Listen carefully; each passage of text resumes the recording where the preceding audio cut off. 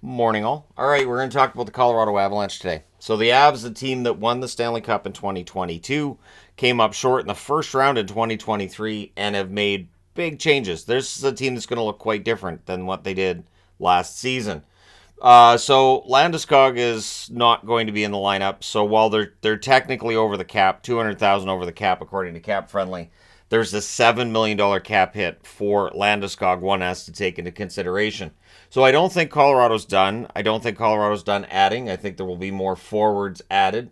The blue line might be pretty solid. I don't know that they need to do much else. The goaltending probably set. So I will say they might add a forward or two. So the exits are extensive. Comfer and Newhook are the ones that stand out to me because there was a lot of debate about whether or not Newhook might be that number two center. I never really came about this past year, so Comfer had that role, but both of them are gone now. So we'll see how things go with that number two center spot, where it looks like Johansson ends up getting it. Rodriguez being lost up front, he can do a little bit of everything, so I do think that's a substantial loss for Colorado. Depth forwards, you've got Malgin, you've got Nieto, who are out of the mix as well. Eric Johnson's a loss on the blue line.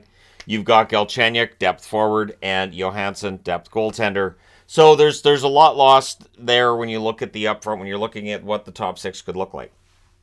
So on the left-hand side, Lehkonen, very likely the best of the bunch when you're looking at the left-hand side. Again, this is not projecting lines at all. Just get this from Cap Friendly, fill it all out, and then I talk about it with all you fine people. So Drouin is an interesting addition. Jonathan Drouin may very well bounce back, and that's something that I think Colorado's kind of banking on. In fact, the signings of both Drouin and Miles Wood, you're looking for guys to turn around after what were down years for them. Drouin, it was aided by injury. The injuries definitely made it worse. With Wood, maybe you just needed to change the scenery. A lot of negative comments I saw about Wood during the series against the Rangers. And it may have been a deployment issue as well. Maybe he was playing too much for New Jersey and in a more protected minutes is one way of putting it, but in a role where he's playing the minutes more suited to his game, Wood's numbers might get better. Cogliano is still here on an expiring contract, so the asterisk means expiring contract, the plus means their additions. And Drew and Cogliano, both veteran players that'll be looking to prove, hey, we should stick around. Tufty's been added as well. He spent his entire career in the Dallas organization. It did not work out for Riley Tufty. Maybe a change of scenery does. And then you've got Sampo Ranta as well. So down the left-hand side, I think they're pretty good. Down the middle, this is where maybe they add another forward between now and the start of the season and find one who can play center as need be. Because we know Colorado's going to go through injury problems this year because that seems to happen every year. McKinnon is, of course, the number one guy, the star forward, coming off of one of his best years of his career. Statistically, I think his best year, however, he won the Stanley Cup in 2022. So I think we can give that to him as probably the best year of his career. Johansson being that number two center, I think there should be at least a little bit of concern there. And I say that because Johansson's coming off a year where he struggled. He was dealing with injuries. And there's a lot of talk about foot speed when it comes to Johansson and whether or not he has lost a step. Can a move to a new organization help? We're going to find out in the fall, right? Ross Colton may end up being a really solid pickup for the Colorado Avalanche. I like that addition from the Tampa Bay Lightning. And so down the middle, things are going to look quite different for the Avs this year. Ben Myers is there, Jean-Luc Foudy. There's also Burke if you're looking at depth up front. And, of course, they drafted Callum Ritchie in the first round. Callum Ritchie, very, very much unlikely to play for Colorado until maybe next year at the earliest. But Ritchie would project out then to be maybe that number two center for them down the road. And that's really the plan with drafting down the middle. But it's more of a long-term plan, not a short-term plan. On the right-hand side, things are interesting. You've got Rantanen, the number one guy. I don't think anybody's going to argue that. And you've got Nichushkin. So again, we don't know what happened with Nichushkin. You might think you know what happened with Nichushkin. We might think we know, but we don't know. And so with Nichushkin, he did miss those last games against Seattle. It was cloaked in secrecy. He just kind of disappeared. and the expectation is he's going to be in camp. Everything's going to be fine. I guarantee you that the players have likely already talked to him about what the heck, what happened, where'd you go? But that is something that I think he's going to have to sit down with management, and they're going to have to work out how that will never happen again, especially during playoffs. I'm kind of surprised it just, and I'm not saying that there's anything legal in this, because again, we don't know what happened, but I'm kind of surprised the Avs didn't do anything in terms of discipline with him because of the fact that he walked away from the team during the playoffs.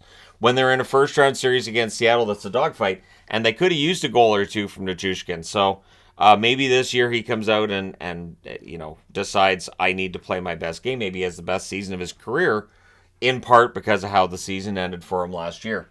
You've got Logan O'Connor. I like O'Connor. I do. I think he's a good player. I mix up Drew and Logan O'Connor at times, and I apologize for that. But yeah, O'Connor's a good player, and we'll see whether or not they get enough goals out of that third line. If it is, in fact, let's just say it's Wood, Colt, O'Connor. Let's just say that's that. Did they get enough? Let's see. Colton, that's a C. O'Connor, that's an O. Wood, that's a W. That's the cow line. I'm just saying. There you go. And then you've got Olofsson, an addition out of Dallas. I liked Frederick Olofsson. I was kind of surprised Dallas didn't keep him, to be honest.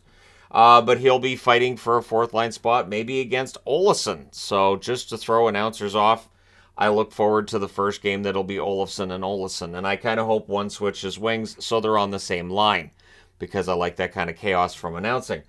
Chris Wagner, in addition, as well, out of the Boston organization. You know what? Wagner is a good foot soldier. He will play in the minors the whole season if you need him to. And then when he's called upon to come up and play a couple of games at the NHL level, he does pretty well. So I like Wagner as a depth addition. They've got Smallman there as well. Smallman, he's in the final year of his contract. Olofsson just has the 1 year. Wagner just has the 1 year. So those are show me contracts, and we'll see what they show. Then we get to the blue line. It might be one of the best blue lines in the league, if not the best blue line in the league. We can all have that debate during the offseason because nobody's playing games, so then we can just have the argument.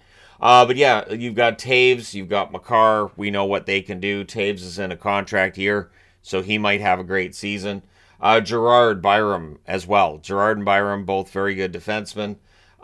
Jack Johnson and Manson providing the beef on that third pairing, if that is in fact how that turns out. Hunt is always a good foot soldier, always a good depth defenseman. I have nothing bad to say about Brad Hunt. Then you got McDermott, right? You've got the size, the strength with McDermott. He can play up front as well. He can play on the left side if need be. Corey Schooneman's been added. He had some good runs with Montreal, but by the end of his time in Montreal, he'd kind of slipped into obscurity. So we'll see what he can do if he gets a call up from Colorado this year. Amit, Ashawn's an interesting addition as well out of Boston, because I like Ashawn. I was kind of surprised Boston didn't find a way to keep him around, but I guess they just view him as a depth defenseman, which may be the case. And when I say I like a player, it doesn't mean I'm saying he should be top 4, he should be top 6 every night. Just that when he played in Boston, I didn't think he looked out of place. You got Keaton Middleton, and then there's an addition as well. And when I put them in red, they're draft picks, so I don't expect them to play. Mikhail Gulyayev was drafted in the first round by Colorado. And so it's interesting that this is a team that won the Stanley Cup last year, but has kept its eyes focused on making sure that they get more young players and they don't just trade away all their draft picks. Maybe they do that this year. Maybe they feel some more pressure after a down year in 2023's playoffs to turn it around in this year's playoffs. Maybe they feel the pressure to make other additions. In that, you've got Georgiev and Francouz. Francouz is in the final year of his contract. The key with Francouz is staying healthy. Francouz, I think, is a very good backup when he's healthy, when he's 100%. I think he plays through injury. I think that negatively impacts his numbers at times. And he does miss time with injury as well. Anunin has gotten lit up when he's played in the NHL so far, but he's young, so he will get his chances.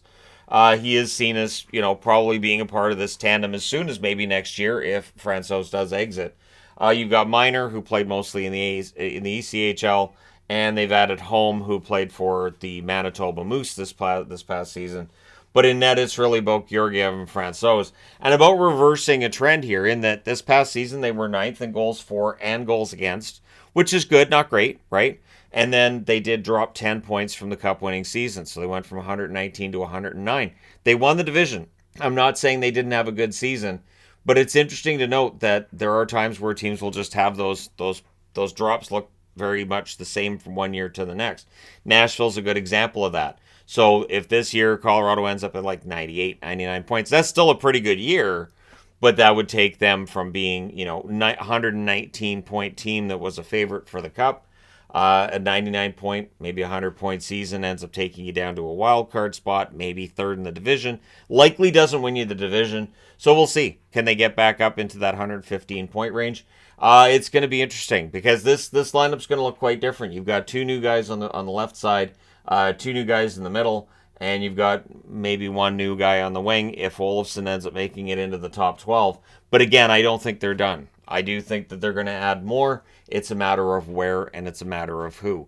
I really do wonder about Johansson as being the number 2 center. And I say that because of what I saw last year in Nashville.